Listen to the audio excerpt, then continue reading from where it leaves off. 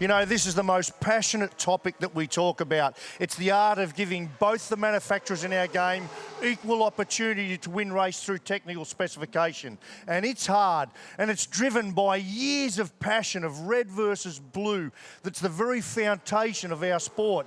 You can see it in our fan base. It's always been there, and it's only going to grow with Toyota coming along. And when you look at how hard it is to achieve it, you know, our body styles are actually completely different. Our engine architecture is completely different. But I can tell you with my hand on my heart, we are the best at parity in the world. And I've shown you before when we did the Gen 3 testing initially, the aero tests at the aerodromes, the dyno testing, we were there. I showed you the dyno maps, and they were all bang on. We went overseas to the US, we put the cars in the wind tunnel. We ran them at different ride heights, at different speeds, and all the data, all the dyno stuff, it was bang on. Nothing has changed. But that's not the real world. When you take the cars out and race them in the real world, different barometric pressures, different air pressures, different wind directions around other cars, sometimes things are ever so subtly different. And it's been determined this year, after a lot of analysis, that the Mustang needs an ever so subtle leg up, and it's not in corners, it's not acceleration, it's at the end of the straights, it's less than 1 kilometre per hour. That's really, really hard to find and identify. Well, when you bring that not to Bathurst, so Bathurst is where we want to try and find that most of all, that's really important, but it matters everywhere. At the bend here, it equates to 1.8 metres at the end of the straight. So this is previously, this is today. This is what we've had to find with that parity adjustment. How did we do that? Right, well, aerodynamically firstly, we just had to pull subtle little bits of drag off the car. So this little piece down in the front there, that's now gone. So the air flows out from behind that wheel just a little nicer, a fraction of drag less. The wing mirror, we call them.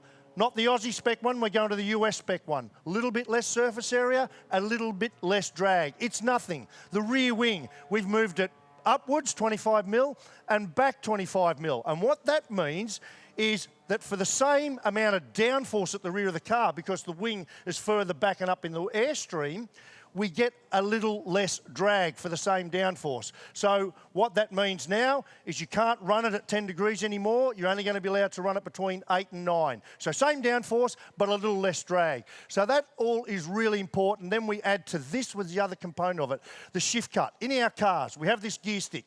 You can hold your foot flat and just keep pulling the gear stick. There's a strain gauge in there that sends an electronic signal to the brain of the car that does an engine cut so it can change gear. So it can disengage the gearbox so you can pull the gear. Otherwise, with your right foot flat, here's our driver here, you won't be able to change gear. Here's the gear stick. Now, if I show you the dart here we've dragged out of a car, right? So when he oh, that's not going to work for me. There we go.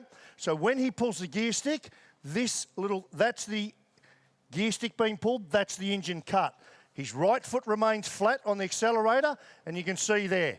There you go, engine cut, right foot flat. Now, what they've done is when we go in closer and look at that engine cut, white is Camaro, blue is Ford, right? This is the driver pulling the gear stick, and here is the engine cut. This is full power, the engine cuts, and both of the cars were 80 milliseconds before they were allowed to get back to full power. The Mustang is now 50 milliseconds.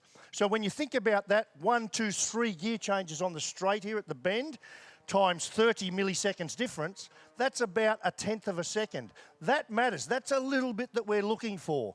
So at the end of the day, what we were trying to achieve was parity.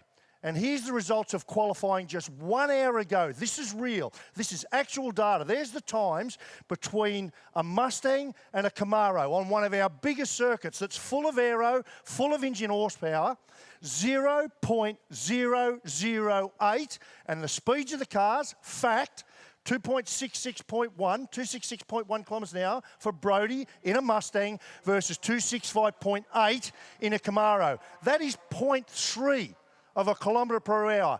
Good luck doing better than that anywhere in the world.